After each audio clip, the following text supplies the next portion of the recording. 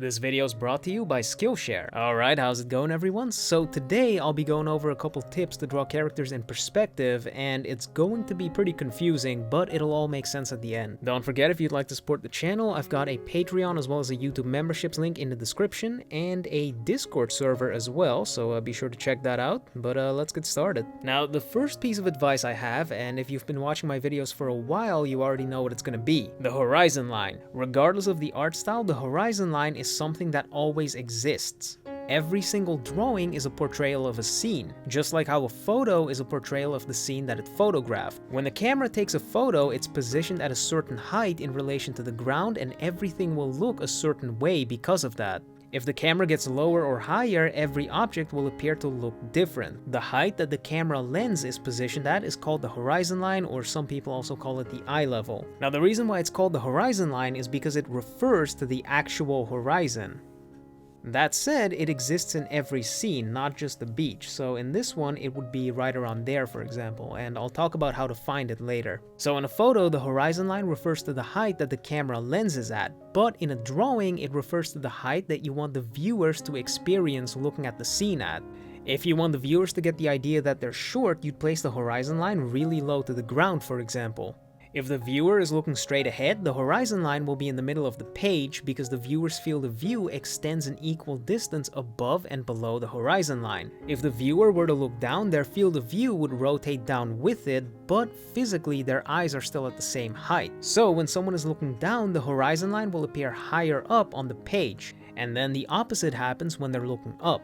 The horizon line determines what a scene will look like, so when you've got a blank page, the first thing you should do is think about where to place the horizon line. You can place it wherever you want, but remember that if you place it low, the viewer will be looking up, and if it's high, the viewer will be looking down. Also, this video is sponsored by Skillshare. Those of you who watched the previous video may have heard that I've been taking Brent Evanston's drawing classes on Skillshare, and that's real, by the way. I am actually following them. Now, for those of you who don't know, Skillshare is an online learning community with classes covering a wide range of topics like drawing, animation, painting, all taught by industry professionals. Within these categories, Skillshare has a selection of thousands of different classes you can take, all focused on very specific aspects of the artistic process. Now, I'm going to talk again about Brent's class on drawing in 3 dimensions because it's actually the perfect companion to this video. I'm teaching you the fundamentals of perspective, and Brent's class will give you ways to put this knowledge into practice, which I highly recommend because once you're able to draw these forms, you can draw pretty much anything. That said, if you're not interested in that, Skillshare has around 6,000 classes focused on drawing, so I'm sure you can find something that'll teach you something new. The first 500 people to use my link in the description will receive a 1-month free trial of Skillshare.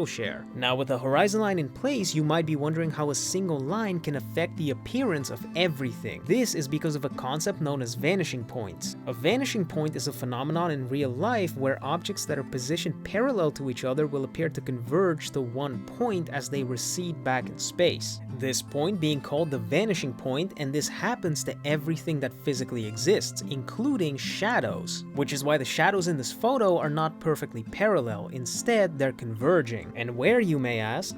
To the horizon line. Every object that's perpendicular to the horizon line will converge to a vanishing point on the horizon line. Tilted objects are a little different because they converge to vanishing points either above or below the horizon line. Anyway, every set of parallel lines in a scene will have its own vanishing point. The parallel part is really important, by the way. Now, you may have heard of things like 1-point perspective, 2-point perspective. You can actually combine these. You can have a 1-point perspective object and multiple 2-point perspective objects. Technically, you can have as many vanishing points in the scene as you want. The positions of those vanishing points on the horizon line are determined by the rotation of the object that's converging to those points. If you're directly seeing the face of an object, it's 1-point perspective. If it's slightly rotated, you can have one vanishing point here and one here. Also, if the horizon line is high up on the page, so the viewer's looking down at something, there's going to be a vertical vanishing point that's not on the horizon line below the page, and if they're looking up, it's the opposite. There are ways to calculate where all of these vanishing points should be, but it's too complicated to explain in one video. So if you're interested in learning the math, I'd recommend checking out Craig Atterbury's complete guide to perspective drawing. Now there is kind of a cheat that lets you figure out where all of these vanishing points should be, and I'll explain that at the end of the video. Now the last thing we need to go over is height. We know that the horizon line is positioned at the physical height of the viewer's eyes, so if someone is taller than the viewer, they'll extend above the horizon line, and if they're shorter, they'll be below it. This also means that we can use the horizon line essentially as a ruler, but there's one technique you should know before we continue with this, and that's called projection. In 2 dimensions, if we have a square on the ground and let's say we want to draw a second square next to it also on the ground, all we have to do is extend both of these lines and you've got a square that's on the ground with the same height. Notice how these are parallel lines, and remember what I said about parallel lines? Each set converges to the same vanishing point. So in perspective, we can have a square here, and let's say we want to place a second square on the ground here. Extend the line from this square through this point, and where it touches the horizon line, it creates a vanishing point. Then we just draw our parallel line, and now we have the height, but in perspective. So essentially, we're taking this height and projecting it in a different direction. Now what's important about this is that both objects are on the same ground plane. So for example, let's say I want to take this point again, and then I want to have another square that's on the ground over here.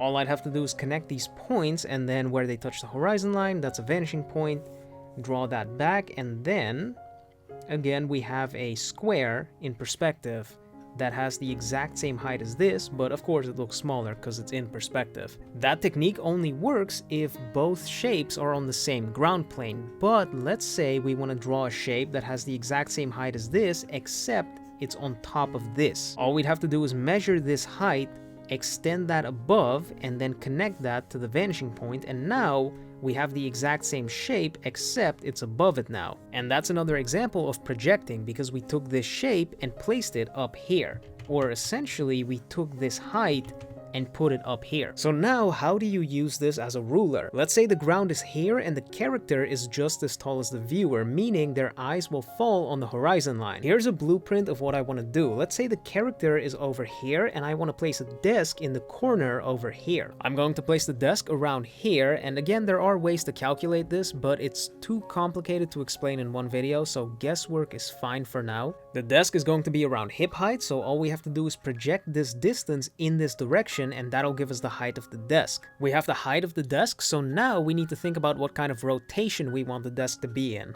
I want the front plane of the desk to be facing us, so it's going to be 1 point perspective, meaning I can place 1 point on the horizon line and have every single parallel line of the desk converge to it. And if we want to have a character sitting on the desk, all we have to do is decide their height standing up, take half of that, and then put it on the desk. Lastly, I'll talk about the cheat that lets you find out where to place your vanishing points. First, draw a horizon line and then draw a box at the rotation that you want. Now, using the parallel lines of the box, you can figure out where the vanishing points are, and using the vanishing points, you can create a grid. This method does require you to be able to draw rotated boxes freehand, which is why that's also something that you should practice. But with all of this knowledge in place, now you should be able to draw characters in perspective. First, think about how tall the viewer is, which lets you place the horizon line, then draw a box, which lets you draw a grid, and then scale height in perspective to draw multiple characters. I'd also suggest playing around with stick figures first, because it's not as complicated perspective-wise. But that's it for the video. I hope that was helpful, and let me know in the comments what else you want to see. And if you'd like to support the channel, you can do so through Patreon or YouTube memberships. And once again, thanks to Skillshare for sponsoring the video. Don't forget, the first 500 people to use the link in the description will receive a 1-month free trial of Skillshare. But that does it for the video, so I guess I'll catch you all next time.